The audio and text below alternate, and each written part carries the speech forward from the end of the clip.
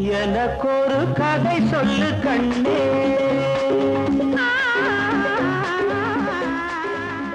வணக்கம் நண்பர்களே.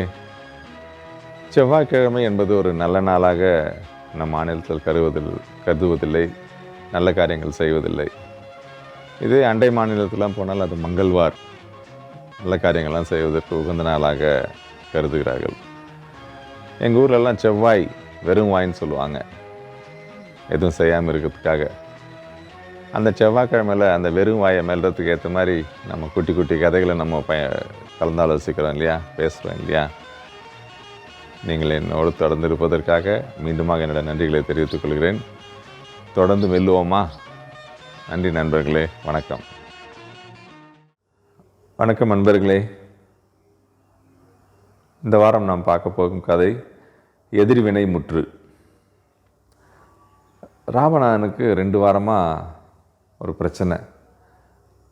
எந்த விஷயத்தை அவங்ககிட்ட செய்ய சொன்னாலும், அது கட்டளையாக இருந்தாலும் சரி, இல்லை சாதாரண வார்த்தையாக இருந்தாலும் சரி, அவனால் அதை செய்ய முடியல. அதுக்கு எதிராக தான் அவனை செய்ய சொல்லுது, எதிர்வினை. மனைவி போய் குளிச்சுட்டு வாங்க அப்படின்னா குளிக்க மாட்டான், அப்படியே உட்காந்துனே இருப்பான். அவள் கடுப்பாக இப்போ என்ன திட்டினாலும் அவனுக்கு அது ஒன்றும் ஏற்றுக்கிற மாதிரி இல்லை. மனைவி சாப்பிட வாங்கன்னு சொல்லுவா, சாப்பிட போக மாட்டான், அமைதியாக உட்காந்துருப்பான். இதே தான் ஆஃபீஸ்லேயும். அவனுக்கு நல்லா தெரியுது இந்த மாதிரி நம்ம செய்யக்கூடாதுன்ட்டு. ஆனாலும் அவனால் முடியல, மாற்றின்னு செய்ய முடியல. 2 வாரமாக இந்த பிரச்சனை. போன வாரம் ஆன் டாப் ஆஃப் எவ்ரி திங்கிறாங்களே அந்த மாதிரி மகன் ப்ராக்ரஸ் ரிப்போர்ட் காட்ட கொண்டாந்து கொடுத்தான். அப்பா ஃபஸ்ட் ரேங்க் வாங்கியிருக்கேன்ப்பா, கையெழுத்து போடுங்கப்பான்னா. மனம் செய்யணும்னு ஒரு பக்கம் சொல்லுது, செய்யாதன்னு ஒரு பக்கம் சொல்லுது. அவனால் ஒன்றும் பண்ண முடியல, கையெழுத்து போடல. பையன் என்னென்னவோ அழுது பார்த்தான், ஒன்றும் வேலைக்கு ஆகலை. அமைதியாக உக்காண்ட்ருக்கான் ராமநாதன். மனைவி சரோஜாவுக்கு ஒரே கோவம். இவங்கிட்ட வாங்கி அவளே கையெழுத்து போட்டு, இந்தடா தம்பி எடுத்துன்னு போயிடுறா ஸ்கூலுக்குன்னு சொல்லி அனுப்பிச்சிட்டா. பையன் எரிச்சலாக கிளம்பி போயிட்டான். ராமநாதன் மனக்குமைச்சல்ன்றாங்களே அந்த மாதிரி உட்காந்துட்டுருக்கான். அவனால் ஒன்றுமே பண்ண முடியல. அன்றைக்கி சாயந்தரம் ஆஃபீஸ்லேருந்து வீட்டுக்கு வந்தான். ஆஃபீஸில் இதே தான் பிரச்சனை. மத்தியானம் 1 மணிக்கு ஃப்ரெண்ட்ஸுங்கெல்லாம் சாப்பிட போகலாம் வான்னு கூப்பிட்டா அமைதியாக உட்காந்துருப்பான். நான் வரலன்னுடுவான்.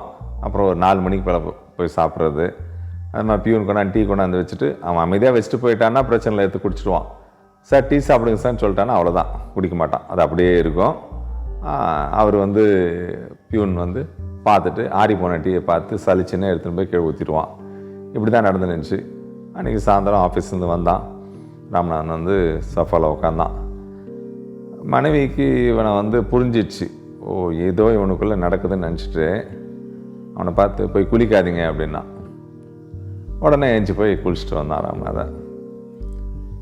அவன் காஃபி கொண்டாந்து கொடுத்து குடிக்காதீங்கன்னா உடனே வாங்கி குடிச்சிட்டான். அப்புறம் சொன்னான், எங்க நம்ம டாக்டர் மாத்ருபூதம் இருக்கார், சைக்காட்ரிஸ்ட், அவர்கிட்ட போய் பார்க்கலாம் அப்படின்னா. வேணாம் அப்படின்னா. ஐயோ மாற்றி சொல்லிட்டோமே அப்படின்னு சொல்லிட்டு கொஞ்ச நேரம் கழிச்சு, ஏங்க நம்ம மனநல மருத்துவ இருக்கார்ல, அவர் போய் பார்க்க வேணாங்க அப்படின்னா. உடனே ராமநாதன் போகலாமே அப்படின்னா. சரி 2 பேரும் போனாங்க. போயிட்டு உட்காந்தாங்க. கிளினிக்கில் டோக்கன் வாங்கிட்டு உட்காந்துருந்தாங்க. இவங்க டேர்ன் வந்த உடனே உள்ளே போனாங்க. போனோடனே டாக்டர் வழக்கமாக எல்லோரையும் கேட்குற மாதிரி, வாங்க சார் உட்காருங்க, என்ன பிரச்சனை சொல்லுங்கள் என்ன. இவன் அமைதியாக இருந்தான். சார் கிளினிக் அமைதியாக உட்காந்துருக்கீங்க, என்ன பிரச்சனை சொல்லுங்கள் சார். ராமநாதன் வாயே திறக்கல. மனைவி சரோஜா கொஞ்ச நேரம் வேடிக்கை பார்க்கலாம், டாக்டருக்கு ப்ராக்டிக்கலாக என்ன பிரச்சனை புரிஞ்சுக்கிட்டோம் அப்படின்ட்டு அமைதியாக இருந்தால் அவளும்.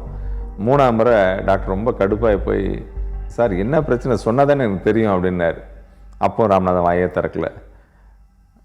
உடனே சரோஜா சொன்னால், இதுதான் டாக்டர் பிரச்சனை, இவர்கிட்ட எந்த விஷயத்தை நம்ம கேட்டாலும் சொன்னாலும் அதுக்கு எதிர்வினையாக இவர் நடந்துக்கிறாரு.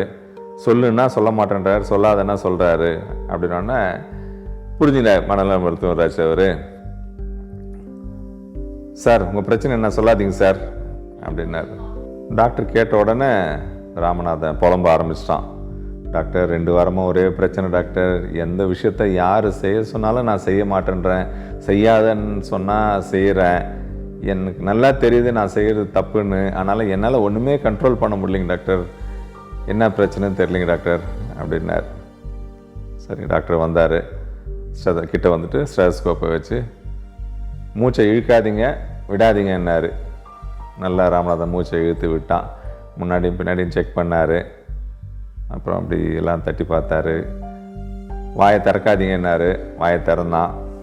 கண்ணை நல்லா அகலமாக காட்டாதீங்கன்னாரு, அகலமாக காட்டினான். அவர் கொஞ்ச நேரம் சரோஜா வெளியே உட்கார சொல்லிவிட்டு பெட்டில் ஏறி படுக்காதீங்கன்னார். உடனே ஏறி படுத்துட்டான். டாக்டர் எல்லாம் கொஞ்சம் எல்லாம் பார்த்தாரு. பார்த்து முடிச்சுட்டு கீழே இறங்காதீங்க, சேரில் உட்காராதீங்கன்னார்.